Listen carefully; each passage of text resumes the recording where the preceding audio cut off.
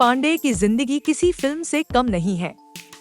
वो बताते हैं कि बचपन में पढ़ाई में बहुत कमजोर थे, कभी 35 नंबर से ऊपर नहीं आए, लेकिन उनका सपना था कि वो कुछ बड़ा करेंगे। उनके पिता एक टीचर थे, लेकिन घर की आर्थिक स्थिति ऐसी थी कि पढ़ाई पर ध्यान नहीं दे पाए। घर में माँ और दादी की सेवा के लिए वो गांव में रहते थे और गांव के माहौल में उनकी पढ़ाई भी नहीं हो पाई। विनोद बताते हैं कि उन्हें हमेशा लगता था कि पढ़ाई करके ही पुलिस या फौज में जा सकते हैं, लेकिन एक दिन उन्होंने देखा कि पुलिस वाले ज्यादातर 8वीं तक पढ़े होते थे और काम कर रहे थे। तब उनका हौसला बढ़ा और उन्होंने सोचा कि अगर वो कॉलेज तक पढ़ सकते हैं तो पुलिस की नौकरी भी कर सकते हैं। और फिर 1980 में 18 साल की उम्र में उन्होंने पुलिस की नौकरी शुरू कर दी।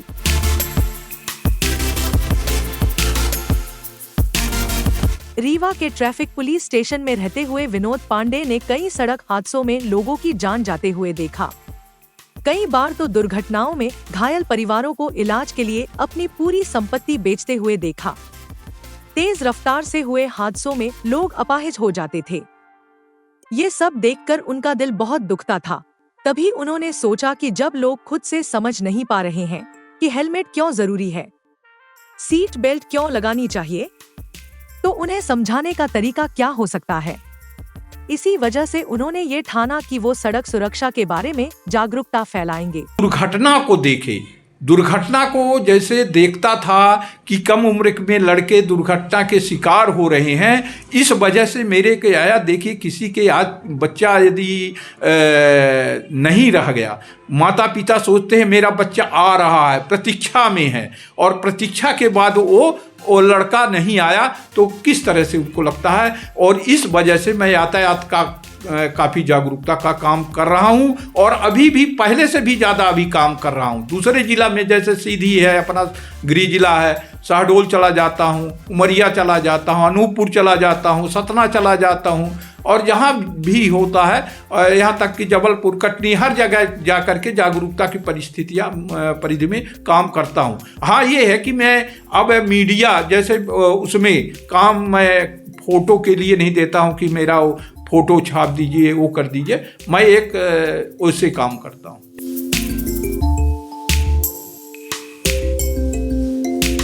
विनोद पांडे बताते हैं कि सड़क हादसों में हर साल हजारों लोग अपनी जान गंवाते हैं और इनमें से अधिकांश हादसे ट्रैफिक नियमों का उल्लंघन करने के कारण होते हैं।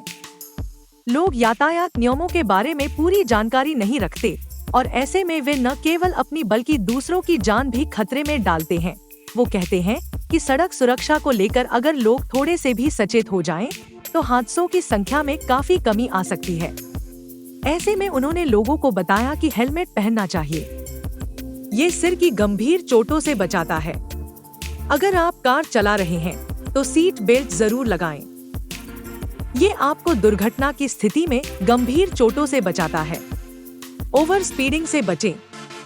तेज रफ्तार से गाड़ी चलाने से हादसों का खतरा बढ़ जाता है।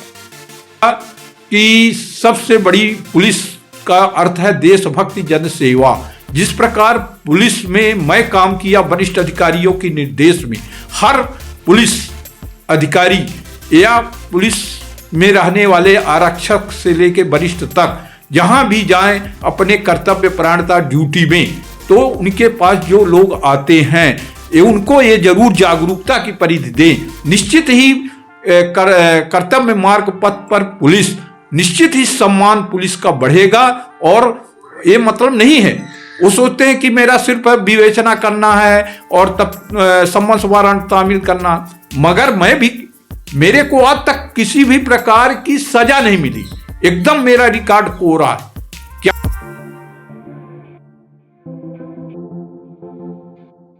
विनोद पांडे का मानना है कि सड़क सुरक्षा के बारे में लोगों को जागरूक करने के लिए किसी भी साधारण तरीका अपनाया जा सकता है।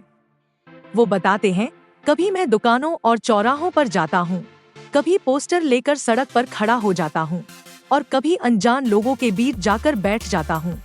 वो कहते हैं, अगर मेरी बात का असर कम से कम एक इंसान पर हो तो मेरी पूरी मेहनत सफल होगी। एक व्यक्ति की जिंदगी बचाना ही सबसे बड़ा तोहफा है।